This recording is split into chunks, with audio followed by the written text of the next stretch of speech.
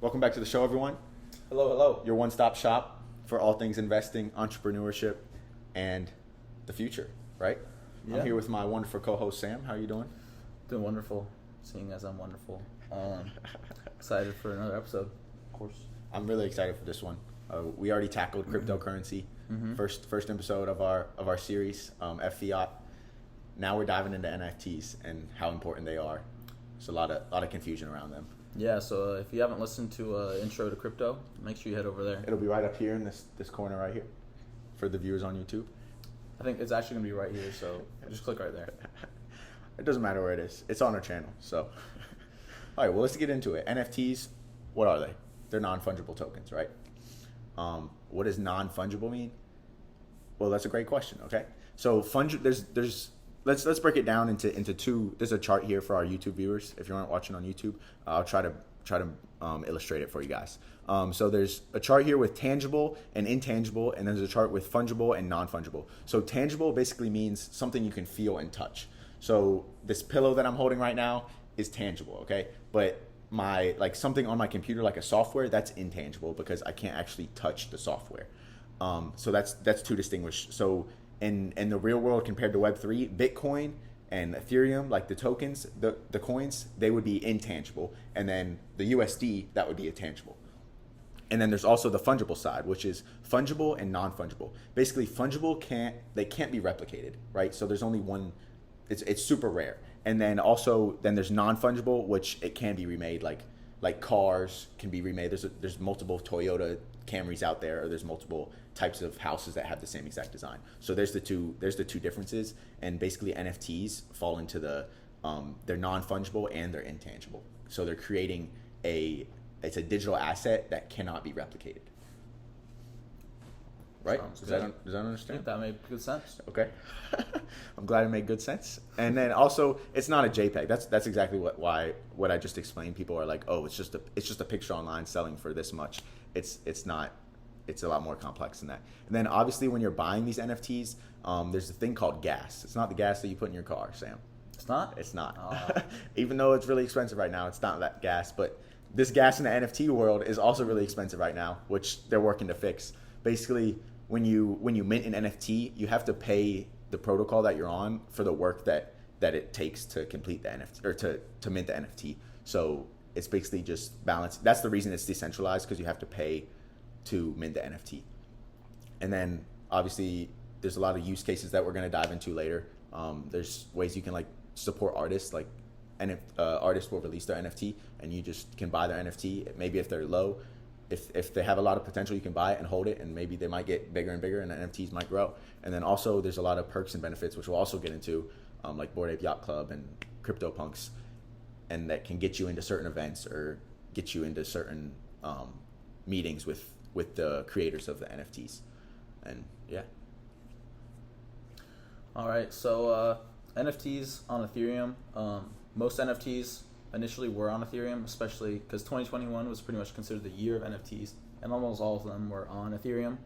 And NFTs on Ethereum, at least, they use the ERC-721 token standard. So I mean, it may sound complicated, but basically it allows NFTs to be traded. Allows the link to the actual JPEG to sit inside that, and whereas a token on Ethereum uses the 720. The NFTs use the 721, and the CryptoKitties.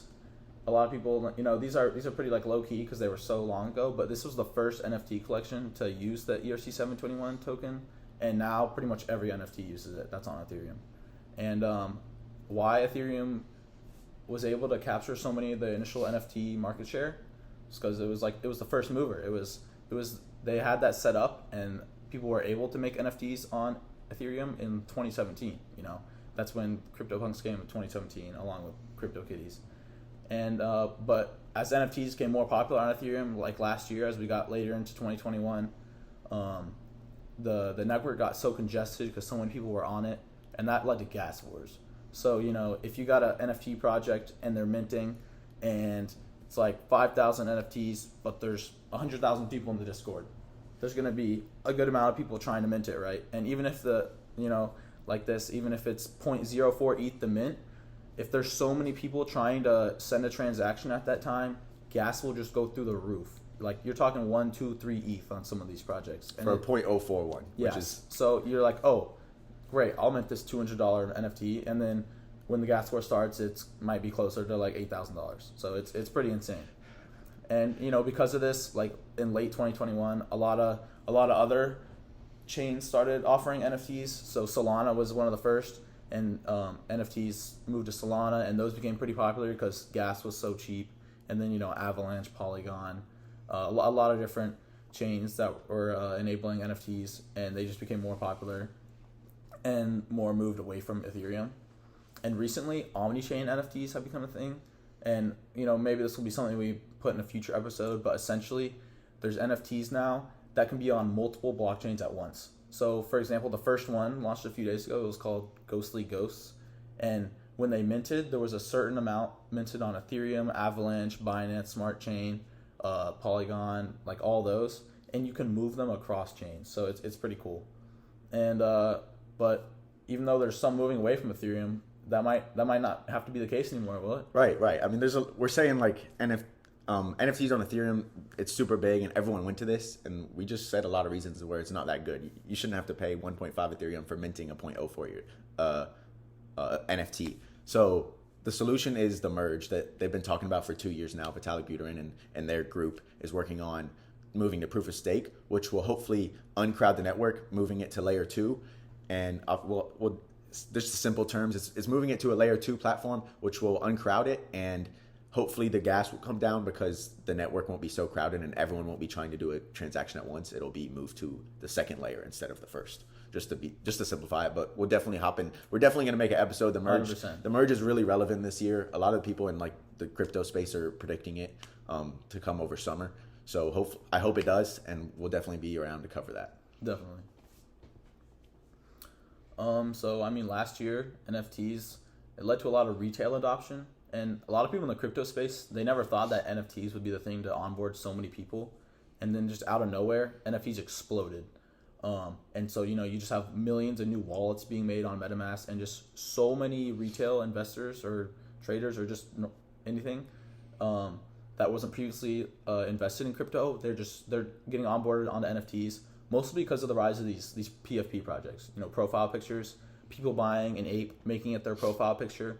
People see the profile pictures, they're like, oh, I wanna look like cool. I wanna look, because it comes off as like something luxurious, and so you had so many celebrities buying apes and punks and all kinds of other NFTs, and it just led to this huge wave of people piling into NFTs, and it got all over the news. It became like a really hot topic of last year. But this also led to the right-click army. I mean, any time where you have celebrities and other people buying what look like pictures to the outside world, it just looks like a picture, and you see, oh, so-and-so spent $400,000 on this picture. I mean, it's gonna be like, wow, this is dumb.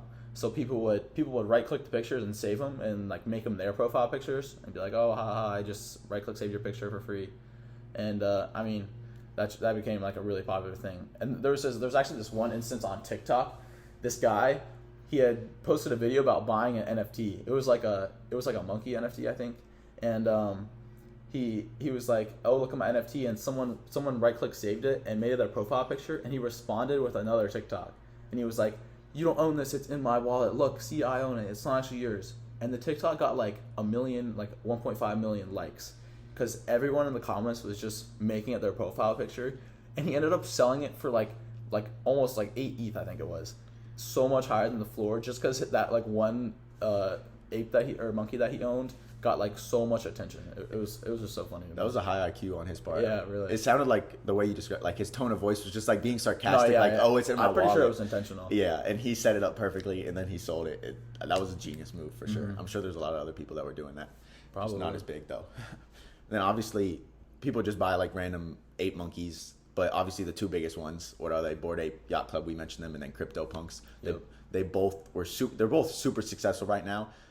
The reason they were so successful, I mean, well, let's take first off, like, people like see the NFT when you first see the project, and they're like, oh, it's just a picture. They just They drew a bunch of apes, or they drew a bunch of CryptoPunks, and they just put it on a website, and then they put it up there, and then it just magically grew to what it is today. No, that's not it at all.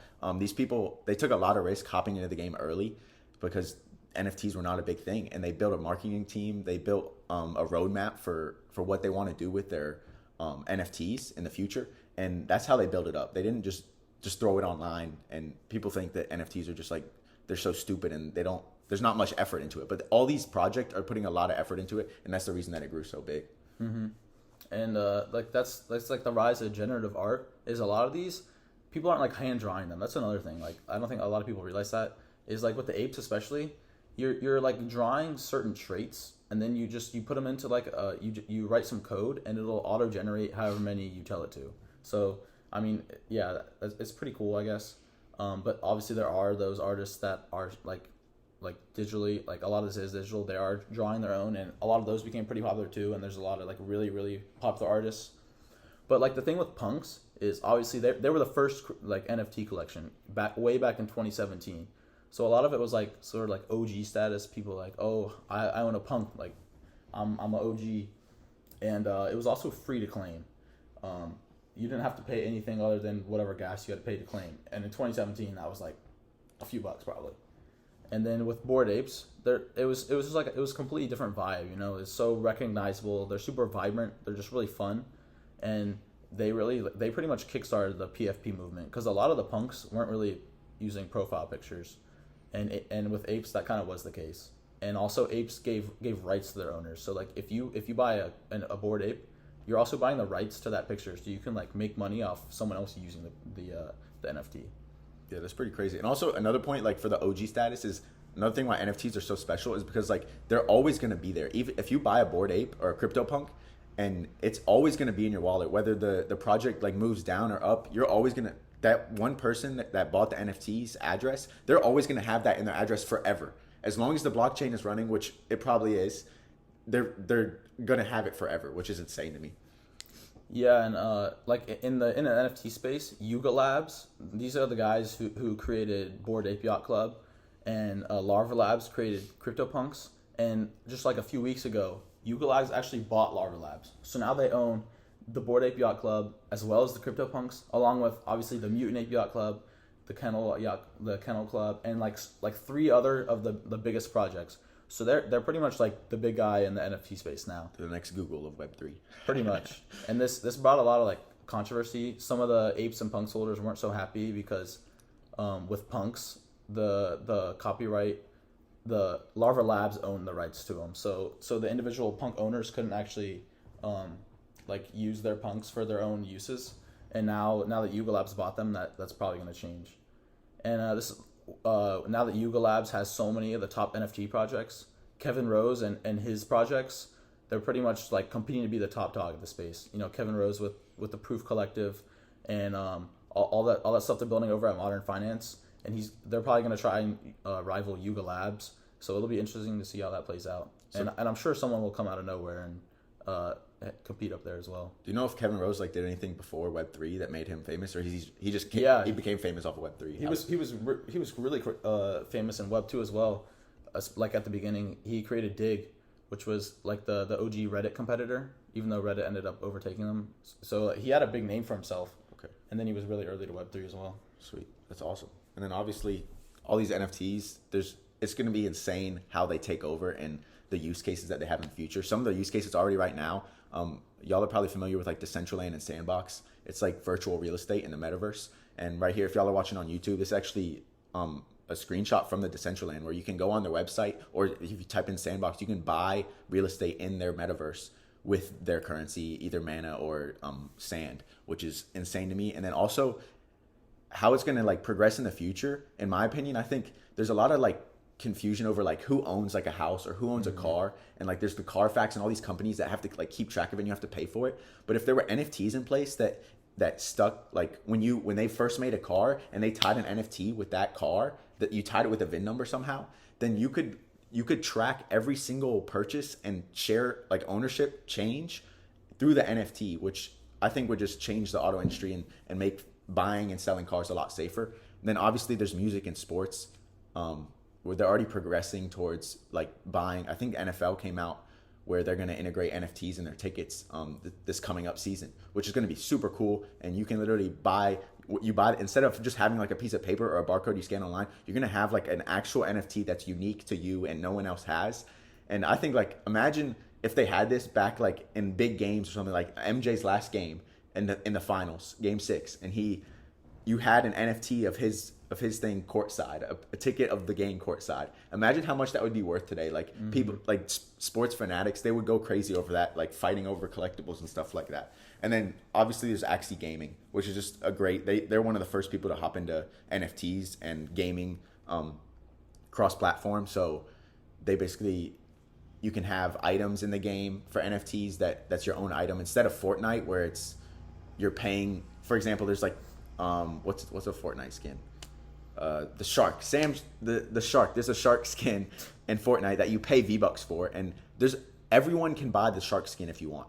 But with NFTs, it makes it so if you buy that specific skin, only you have that skin. It makes it non-fungible. Exactly, back to the first slide. And then last, there's creators and artists, which I think is going to be really huge because there's a lot of creators and artists that are relying on platforms to gain money. Spotify pays these platforms. Spotify plays these artists or these podcasters for streams. But if these artists and creators, they launch their own NFTs, they don't have to rely on like YouTube revenue or Spotify revenue. They can make revenue off their NFTs. And the bigger they get as a artist or a creator, the bigger their NFT is going to get. Just like Nelk Boys is doing, and they're creating relationships with their fans and whatnot. Yeah, and that, like the thing with Axie, like over here, it's not that popular. So people don't realize how big it is.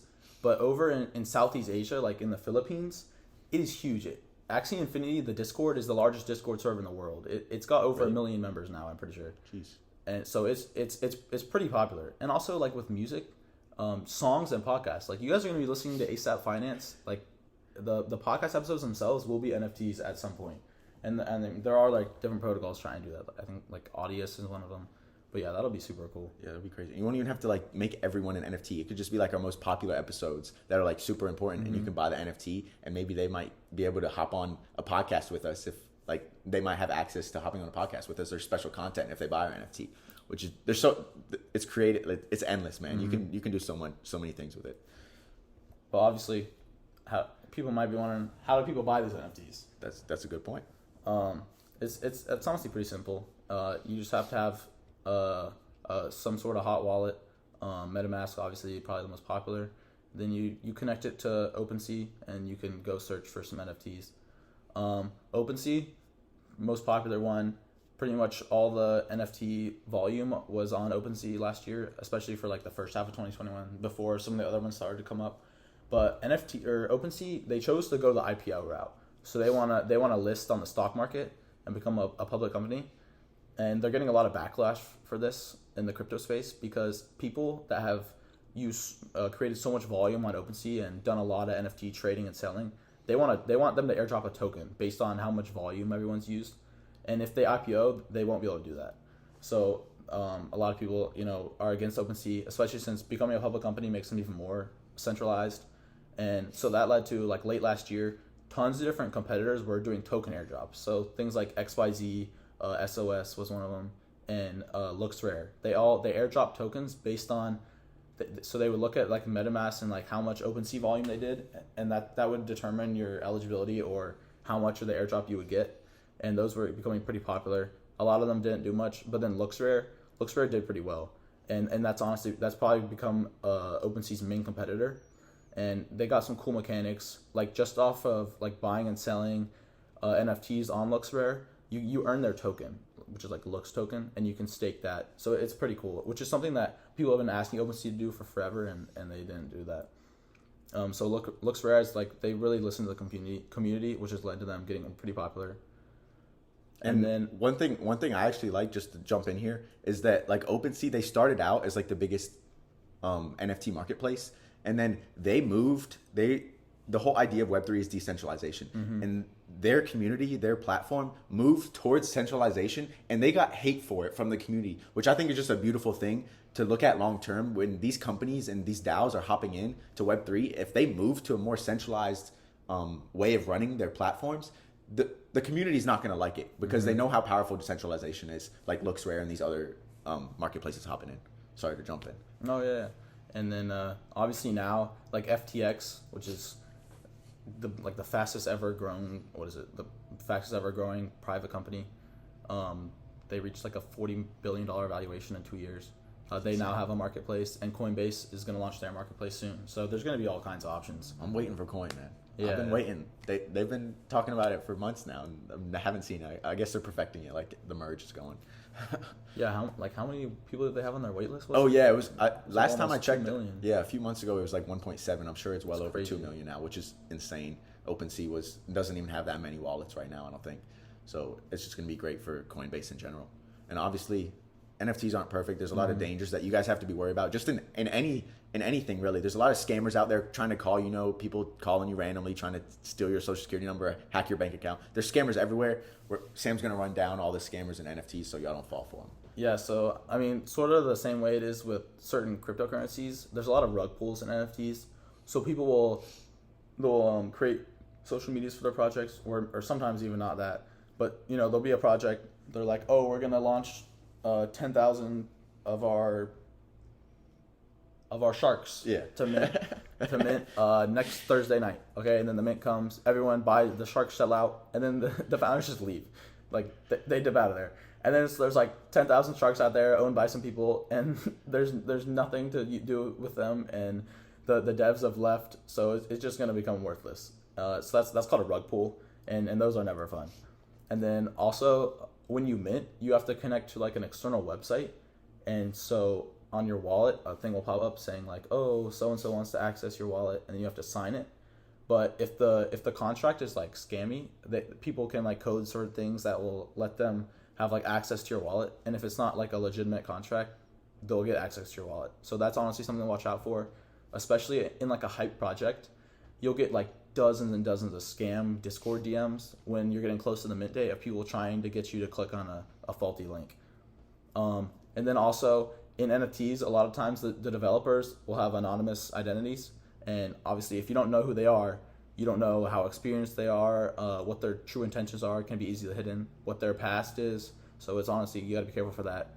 And then when NFTs really started blowing up last year, they would all have the same roadmap. So it would be like, oh, we're gonna launch our collection. We're gonna drop a token.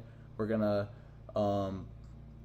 create a video game, and then every single project would have that. And a lot of times the roadmap would be copy pasted.